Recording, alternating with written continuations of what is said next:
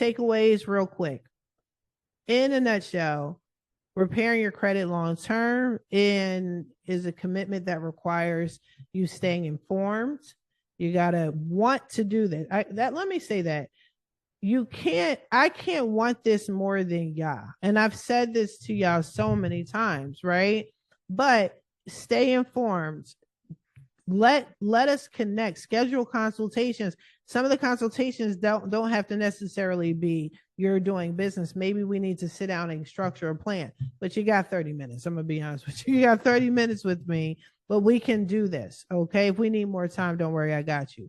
Okay. But let's be smart about it. Take heed to what Miss Anderson said. If you need to schedule a consultation with her, please do so, because all of this is intermingled with each other. You can't just purchase a house with bad credit and poor finances. You're going to be rejected. So to be honest with you, this is the first step. These are the first steps that you have to take.